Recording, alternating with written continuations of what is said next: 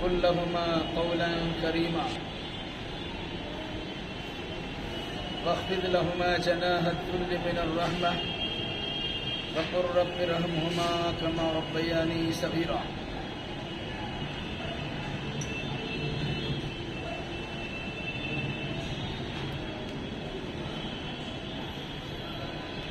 اس سے پہلے کی آیتوں میں انسان کی دو حیثیتوں کا تذکرہ کیا گیا تھا۔ انسان کی ایک قسم ہے جو صرف دنیا چاہتی ہے، دوسری قسم ہے جنہیں آخرت درکار ہے۔ جو انسان اللہ تعالیٰ سے جس چیز کا مطالبہ کرتا ہے اللہ تبارک و تعالیٰ اسے وہی چیز عطا کر دیتا ہے۔ اگر کوئی انسان چاہتا ہے کہ دنیا اسے مل جائے تو اللہ تبارک و تعالیٰ اسے دنیا بھی دے دیتا ہے بقدر ضرورت، اور اگر کوئی انسان چاہتا ہے کہ اسے آخرت میں کامیابی ملے پھر اس کے لیے اللہ تبارک و تعالیٰ سے توفیق کا طلبگار بنتا ہے اور دنیا میں ایسے اعمال بجا لاتا ہے جس کے نتیجے میں آخرت کی سرخروئی اور کامیابی نصیب ہو سکے تو اللہ اسے آخرت کی کامیابی بھی عطا کرتا ہے۔ یہ بات ضرور بتلائی گئی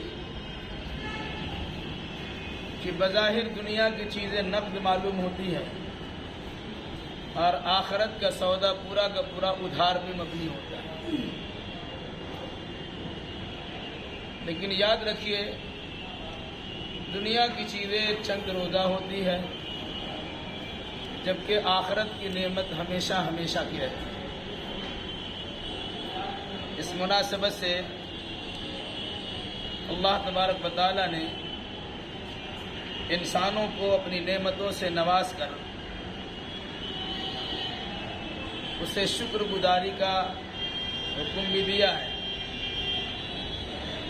اور ساتھ ساتھ مالی اعتبار سے، درجہ کے اعتبار سے، صحت و تندرستی کے اعتبار سے انسان کے اندر فرق مراتب بھی رکھا گیا۔ سب لوگ اگر بیماری ہو جائے تو علاج کون کرے گا؟ کچھ لوگ بیمار ہیں تو کچھ لوگ ڈاکٹر ہیں۔ سب لوگ غریب ہی ہو جائے تو امیر کو سہولت اور آرام کون پہنچائے گا؟ خود پریشان۔ سب لوگ امیر ہو جائے تو وہ اپنا اپنا کام سے ہی پریشان ہوگا، کوئی سکھ چین پہنچانے والا نہیں۔ تو اللہ تبارک و تعالیٰ نے جو درجات میں یہ فرق رکھا ہے، بعض کو دولت دیا، بعض کو نہیں دیا، بعض کو صحت دی، بعض کو نہیں دیا، مقصد اس کے یہ ہوتا ہے کہ اس طریقے سے اللہ تبارک و تعالیٰ دونوں فریقوں کو آزماتا ہے۔ جس کو دولت نصیب کرایا ہے اسے دولت دے کر آزما رہا ہے، جسے غربت و افلاس دے رکھا ہے اسے غریبی اور افلاس کی حالت میں اس کی آزمائش کرتا ہے۔ ان تمام چیزوں کے ساتھ اخیر میں حکم دیا گیا تھا کہ اللہ کے ساتھ کسی کو شریک نہ بنایا جائے، کہ جو انسان اللہ کا شریک ٹھہرائے گا تو شریک اسے ذرہ برابر بھی کام نہیں آ سکتا ہے۔ اللہ تبارک و تعالیٰ عذاب سے دو چار کرنا چاہے دنیا کی کوئی طاقت اسے بچا نہیں سکتی، اور اللہ تبارک و تعالیٰ عزت و سرفرازی عطا فرمانا چاہے دنیا کی کوئی طاقت اسے چھین نہیں سکتی۔ اس لیے معبود حقیقی اللہ ہے، مربی حقیقی اللہ ہے، خالق حقیقی اللہ ہے۔ اس اللہ کا شکر گزار ہونا چاہیے اور اس کی نعمتوں کا قدرداں ہونا چاہیے۔ چونکہ دنیا میں انسان آیا ضرور ہے، بھیجا اللہ نے ہے، لیکن ماں باپ کا ماں باپ کا محتاج ہو کے انسان دنیا میں ہے۔ ماں باپ کے میل ملاپ کے نتیجے میں اللہ نے توالد و تناسل کا سلسلہ جاری کیا ہے۔ اس مناسبت سے مربی حقیقی تو اللہ ہے، البتہ مربی مجازی ماں باپ ہے۔ انسان ماں کے پیٹ میں استقرار رحم کی شکل میں ٹھہرتا ہے، 7 مہینہ 9 مہینے کے بعد ماں کے پیٹ سے باہر آتا ہے۔ ماں اپنے سینے سے لگا کر دودھ پلاتی ہے، پرورش کرتی ہے، اس کی دیکھ ریکھ کرتی ہے، پالتا پوستا جوان کرتا ہے۔ اب بچے جوان ہو گئے، طاقتور ہو گئے، ماں باپ اب کمزور ہوتے چلے جاتے ہیں۔ تو اللہ نے بندوں سے کہا جس طرح اپنے خالق حقیقی کی عبادت تمہارے ذمہ لازم ہے، اسی طرح تمہارے ذمہ تمہارے مربی مجازی کی خدمت و تعظیم کرنا لازم و ضروری ہے۔ عبادت اللہ کی کرو گے اور دنیا میں حسن سلوک جن کے ساتھ بھی کیا جائے ان میں سب سے اولین درجہ ماں باپ کو ملنا چاہیے۔ چنانچہ آگے کی آیتوں میں اس کی سرحد کچھ اس طرح پیش کی گئی ہے، وَقَضَىٰ رَبُّكَ أَلَّا تَعْبُدُوا إِلَّا إِيَّاهُ، اور آپ کے رب نے یہ فیصلہ سنا دیا ہے کہ تم لوگ اللہ کے سوا کسی کی عبادت نہ کرو، یعنی عبادت صرف اللہ ہی کی کرنا، یہ اللہ تبارک و تعالیٰ فیصلہ دے دیا ہے، حکم فرما چکا ہے، تاکید کرنا۔ تو عبادت تو اللہ کی ہوگی، اللہ کی عبادت میں نہ ماں باپ کو شریک کیا جا سکتا ہے، نہ کسی عظیم ہستی کو شریک کیا جا سکتا ہے۔ وہ خالص اللہ ہے کہ جس کے بارگاہ میں سر جھکائے جائے اور جس کی بندگی بجا لائی جائے، جس کی عبادت کی جائے، وہ صرف اور صرف اللہ ہے۔ چونکہ دنیا میں آنے کے لیے انسان اپنے ماں باپ کا محتاج ہوتا ہے، اس مناسبت سے حسن سلوک کے لیے سب سے پہلا درجہ ماں باپ کو دیا اور کہا وَبِالْوَالِدَيْنِ إِحْسَانًا، اللہ یہ بھی فرمان دے چکا ہے، فیصلہ سنا چکا ہے کہ ماں باپ کے ساتھ اچھا سلوک کرتے رہنا۔ پھر مزید اس کی وضاحت کی گئی، اِمَّ يَبْلُغَنَّ عِندَكَ الْكِبَرَ أَحَدُهُمَا أَوْ كِلَاهُمَا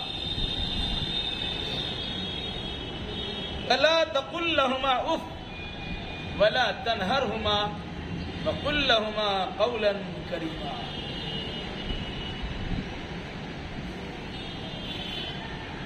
اگر تمہارے پاس ان دونوں میں سے ایک یا دونوں کے دونوں بڑھاپے کی عمر کو پہنچ جائے، فَلَا تَقُل لَّهُمَا أُفٍّ، تو ان کی کسی بات پر کسی کام پر اف بھی مت بولو، وَلَا تَنْهَرْهُمَا، ان کو ڈانٹ ڈپٹنا تو بہت دور کی بات ہے، ڈانٹ ڈپٹ ہی مت کرو، وَقُل لَّهُمَا قَوْلًا كَرِيمًا، ان سے بڑی نرمی سے بات کیا۔ 3 باتیں بتائی۔ اللہ نے اولاد کے ذمے ماں باپ کے ساتھ حسن سلوک کرنا، اچھا برتاؤ کرنا، صحیح انداز میں دیکھ ریکھ کرنا لازم و ضروری قرار دیا۔ پھر فرمایا باپ جوان ہو یا بڈھا، ہر حالت میں اس کے ساتھ حسن سلوک کرنا چاہیے، لیکن بطور خاص ماں باپ دونوں کے دونوں بڑھاپے کو پہنچ جائے یا ان دونوں میں سے کوئی تمہارے پاس بڑھاپے کی عمر تک رہ جائے. بڑھاپے میں آدمی چڑچڑاپن سے دوچار ہوتا ہے، کسی کام کو کیا باتیں بھول بھی آتا ہے، کسی چیز میں ضد کرنے بھی لگ سکتے ہیں، جس چیز سے منع کیا جائے اسی کو کھانے کی چاہت بھی کریں. تو کہا فلا تقل لهما اف، ان کے بڑھاپے کے ایام میں تم ان کی کسی بات پر کسی کام پر منہ بھی مت کہو، او بھی مت کہو. ولا تنہرهما، تیسری بات کہا انہیں ڈانٹ ڈپٹ مت کرو. اور تیسری بات کیا کہی؟ وقل لهما قولا کریما، ان سے بڑی بھلائی کے ساتھ بزرگی کے شکل میں بات کیا، نرم گفتگو کیا. ایک تو ظاہر سی بات ہے، جس طرح بچہ بچپنے میں ناسمجھ ہونے کے نتیجے میں اپنے ماں باپ کو پریشان بہت کرتا ہے، کسی چیز سے متعلق ضد کر لیا، جب تک وہ چیز اسے نہ مل جائے تب تک وہ سکون سے بیٹھتا بھی نہیں اور رہنے بھی نہیں، روتا دھوتا چلاتا حیران و پریشان کرتا ہے. اسی طریقے سے جب انسان بڑھاپے کو پہنچ جاتا ہے، اس کے اعضاء و جوارے کمزور پڑ جاتے ہیں، سوچنے سمجھنے کی صلاحیت میں کمی آ جاتی ہے، نسیان کا غلبہ ہوتا ہے، بھول جانے کی عادت پیدا ہو جاتی ہے، کسی چیز میں ضد کرنا، بچوں کی طرح حرکت کرنا ان کی عادت سی بن جاتی ہے. کیا کہا؟ ان کے بچگانہ حرکتوں پر تمہیں اف بھی نہیں کہنا چاہیے. کیوں؟ یہ بدلہ ہے. انسان ماں باپ کی شکل میں ہو، انسان بیٹا بیٹی کی شکل میں، دونوں میں زمین و آسمان کا فرق ہے. تجربے کی بات بتا دو. بچہ جوان ہے، مال ہے، سب کچھ ہے، اس کے ماں باپ بیمار پڑ جائیں، اس کی خواہش ہوتی ہے جلدی ان کا انتقال ہو جائے تاکہ سکون نصیب ہو. یہ اولاد کی طرف سے اپنے ماں باپ سے متعلق ہو. کچھ دن خدمت کیا، اے اللہ ان کو اٹھا لے، بہت پریشان. وہی ماں باپ جب ان کے بچے بیمار پڑتے ہیں، پریشان رہتے ہیں، ماں باپ بولتے ہیں اللہ میری زندگی اس بچے کو دے دے، اس بچے کو بچا لے. دونوں میں کتنا فرق ہے. تو اللہ نے کہا، اللہ تمہیں حکم دیتا ہے کہ ماں باپ کے ساتھ اس نے سلوک کیا کرو. بطور خاص اگر یہ دونوں یا ان دونوں میں سے ایک تمہارے پاس بڑھاپے کی عمر کو پہنچ جائے تو ان کی کسی حرکت پہ تمہاری جانب سکوت بھی نہیں ہونا چاہیے، انہیں ڈانٹنا ڈپٹنا بھی نہیں چاہیے، بلکہ بڑی نرمی سے ان سے گفتگو کرنی چاہیے. دیکھ لیجیے، بچے چھوٹے ہوتے ہیں، ان کی باتیں سمجھی نہیں جاتی، ماں کان لگاتی ہے، ان کی حرکتوں کو دیکھ کر سمجھنے کی کوشش کرتی ہے، باپ اسے پیار و محبت عطا کرتا ہے، اپنے گلے سے سٹاتا، گلے سے لگاتا ہے، اس کے قریب جا کر اسے کچھ سمجھنے کی کوشش کرتا ہے. کہا ابھی وہی پوزیشن تمہاری ہونی، اب تم جوان ہو، سمجھو تمہارے ماں باپ تمہارے پاس اب بچے کی شکل میں، اس بچوں کے ساتھ تمہارا برتاؤ کیسے ہوگا؟ کہا ان کے کسی بات پر ان کو ڈانٹنا بھی نہیں ہے، انہیں برا بھلا کہنا بھی نہیں ہے، ان سے بڑے سلیقے سے اچھے انداز میں بات بھی کرنا ہے، نرمی کے ساتھ ان سے گفتگو بھی کرنا ہے. اور اسی پر بس نہیں، بلکہ کہا وَاخْفِضْ لَهُمَا جَنَاحَ الذُّلِّ مِنَ الرَّحْمَةِ وَقُلْ رَبِّ ارْحَمْهُمَا كَمَا رَبَّيَانِي صَغِيرًا. اور ان دونوں کے لیے عاجزی کے ساتھ شفقت و مہربانی کے جذبے سے اپنے بازو کو پھیلا دو، اور تم ان دونوں کے لیے اللہ کی بارگاہ میں خصوصی دعا کرو، رب ارحمہما کما ربیانی صغیرا، اے میرے رب ان دونوں پر تو اسی طرح رحم و کرم فرما جس طرح ان دونوں نے میرے بچپنے میں میری پرورش برداشت کی۔ کیا مطلب؟ بچے کی ہڈیاں نرم ہوتی، اس کے جسم کے حصے طاقتور نہیں ہوتے، جیسے تیسے ماں اسے گود میں اٹھاتی نہیں ہے۔ باپ بھی اگر اپنے کندھے پہ بٹھائے گود میں لے تو جس طرح چاہے ویسے نہیں، بلکہ بڑے اچھے انداز میں، ناز و نخرے کے انداز میں، بڑے سلیقے سے اور نرمی کے ساتھ بچے کو اٹھاتے۔ ماں کا عالم تو یہ ہوتا ہے، ماں کے پیٹ میں اگر بچہ ہوتا ان کا چلنا پھرنا بھی بڑا نرمی سے ہوتا ہے، بیٹھنا بھی بڑے نرم انداز میں ہوتا ہے، لیٹنا اور سونا بھی بڑے سلیقے سے ہوتا ہے کہ ہمارے جسم کے کسی حصے سے ہمارے پیٹ میں پڑنے والے بچے کو کسی قسم کی تکلیف نہ ہو جائے۔ پھر بچے جب باہر آ گئے، اب بھی اس کی ہڈیاں مضبوط نہیں ہوئی ہیں، کمزوری ہے، اسے کس طرح ماں اپنے گود میں لیتی ہے یا باپ کس طرح اپنے گود میں لیتا ہے، اندازہ لگائیے۔ اپنے آپ کو بالکل نرم بنا کے پیش کرتے ہیں، تکلیف آپ برداشت کر لیتے، بچے کو تکلیف نہیں ہونے کے۔ کہا جس طرح تم نے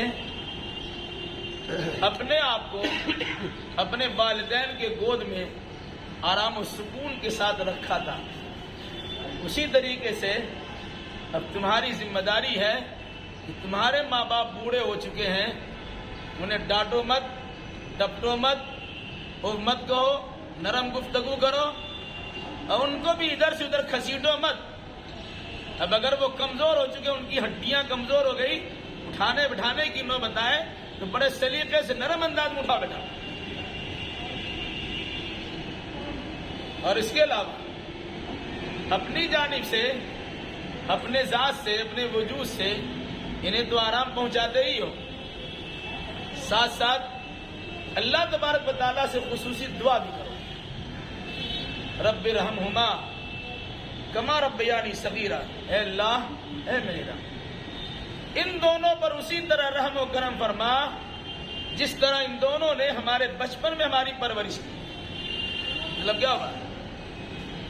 بچپن میں ہمیں کمزور ہونے کا احساس نہیں ہونے دیا، ہم نے رویا تو کھلا پلا دیا، ہماری زبان سے چیخ نکلی، ماں باپ بے چین ہو گئے، آواز کچھ سنائی دی، رات کی نیند ان کی قربان ہو گئی۔ اس طریقے سے قرآن نے کہا کہ اب وہ ماں باپ تمہارے سامنے بوڑھے نہیں، اب بچے ہو گئے۔ اگر کبھی ان کی زبان سے آہ نکلے، اوہ نکلے، درد کی وجہ سے کڑھانا ہو جائے، اٹھنے بیٹھنے میں تکلیف ہو جائے، مزاج چڑچڑا ہو جائے، پریشان کن حالات سے دوچار ہو جائے، تو کہ اب تمہاری ذمہ داری ہے کہ اپنے ماں باپ کے ساتھ اسی انداز کا سلوک کرو جس طرح بچپن میں تمہارے ساتھ تمہارے ماں باپ نے سلوک کیا۔ اور یہ سارے کارنامے انجام دینے کے ساتھ ساتھ ہو سکتا ہے تمہاری جانب سے خدمت میں کسی قسم کی کمی رہ جائے، ماں باپ کے ادب و احترام میں کسی قسم کی کوتاہی رہ جائے، ان کی تعلیم و تقریب میں کسی قسم کی خامی رہ جائے، تو اللہ نے کہا اللہ تبارک و تعالیٰ سے تم خصوصی دعا کرو کہ الہی رب ارحمہما کما ربیانی صغیرا،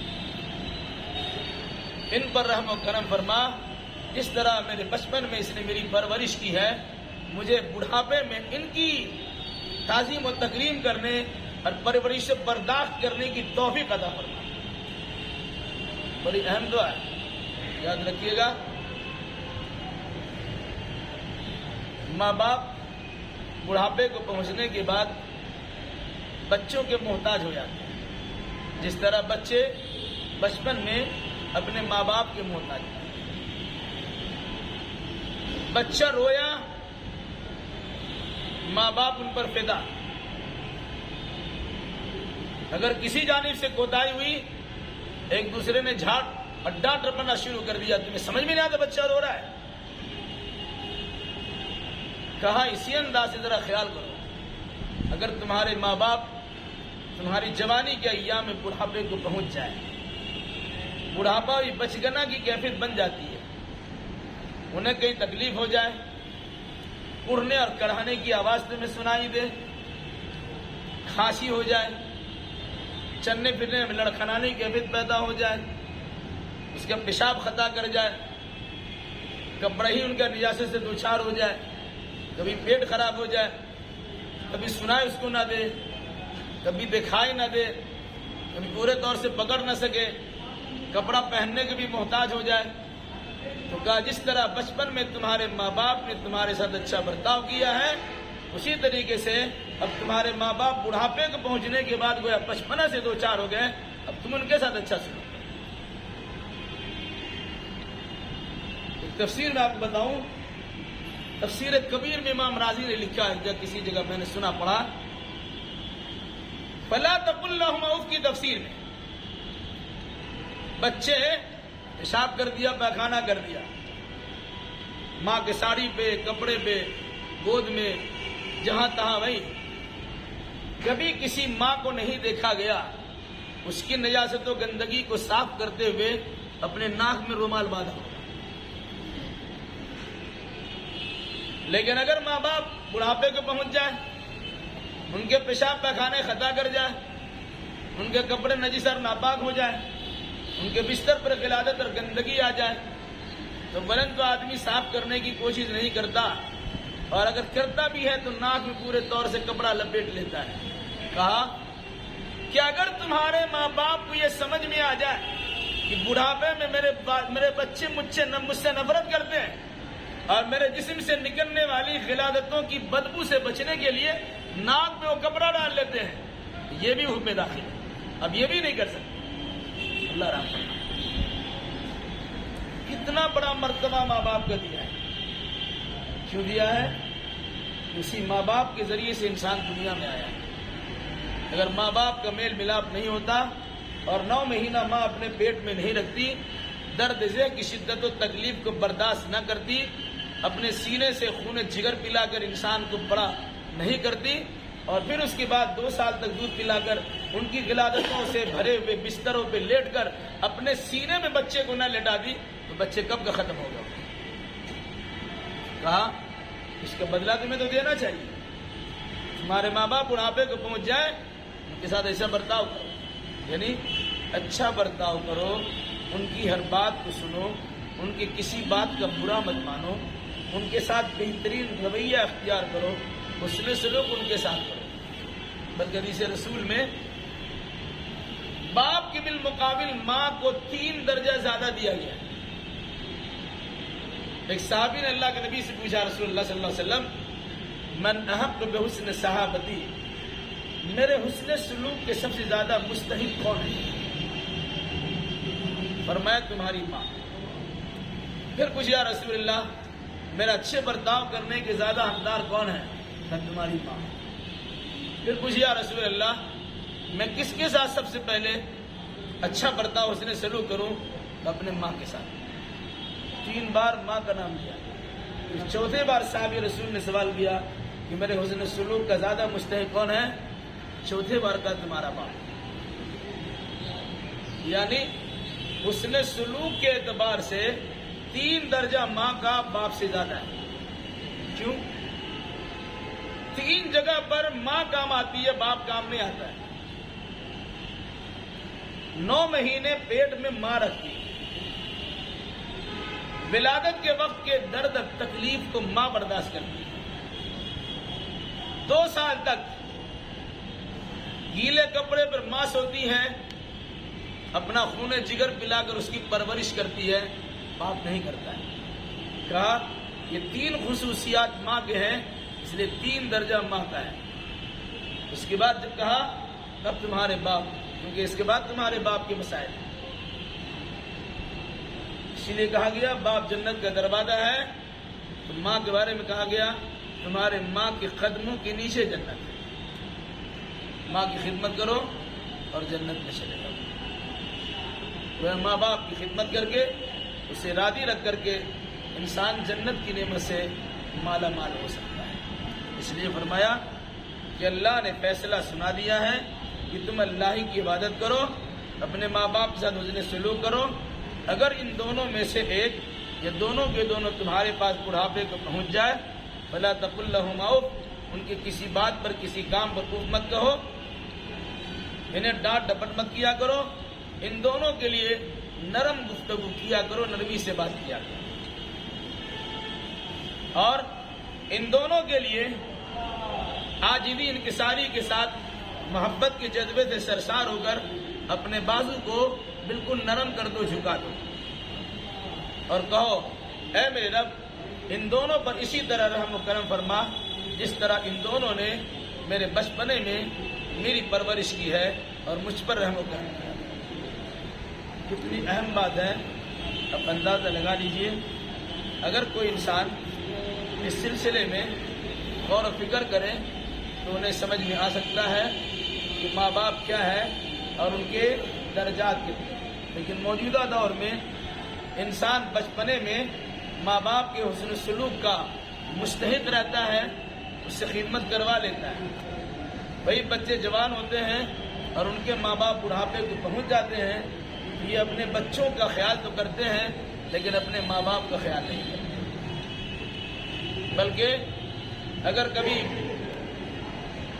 بچہ روتا ہے تو گود میں لیتا ہے، ماں باپ کی آنکھ سے آنسو نکل آ جائے اسے گھر سے نکال دیا جاتا ہے، انہیں ڈانٹا ڈپٹا جاتا ہے۔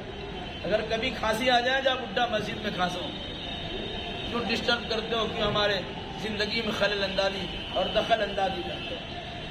جس باپ نے خون جگر دے کر، کمائی کر کے، خون پسینہ ایک کر کے بچے کی پرورش کی، دکان مکان گھر کاروبار دیا، وہی بچے جب بڑے ہو جاتے ہیں تو اپنے ماں باپ کی عزت و تکریم کو بھول جاتے ہیں اور انہیں ذلت و خواری سے دوچار کرنے کے لیے ایسے بھی ناخلف اولاد دیکھے گئے ہیں کہ اولڈ ہاؤس میں اپنے ماں باپ، بوڑھے ماں باپ کو ڈال دیتے ہیں اور پھر اس کے بعد اپنی زندگی موج و مستی کے ساتھ گزارتے ہیں۔ قرآن نے کہا ایسا مت کرنا، خدا نہ خواستہ اگر تم نے ایسا کر لیا ہو سکتا ہے تمہارے ساتھ پھر وہی برتاؤ تمہاری اولاد کرے گی۔ کہتے ہیں جو کرو گے وہی بھرو گے، جیسی کرنی ویسی بھرنی، جیسا کرو گے ویسا بدلہ پاؤ گے۔ اس لیے اگر تم اپنے بڑھاپے میں اپنی اولاد سے امید رکھتے ہو کہ تمہارے ساتھ اس نے سلوک کیا جائے، تم اپنے ماں باپ کے ساتھ اس نے سلوک کرنے کی کوشش کرو۔ اللہ ہمیں اور آپ کو اور جملہ مسلمانوں کو کتاب اللہ اور سنت رسول اللہ کی روشنی میں عقیدہ اعمال بدلانے کی توفیق فراہم فرمائے۔ قول قولی هذا واستغفر الله لي ولكم ولسائر المسلمين واخر دعوانا ان الحمد لله۔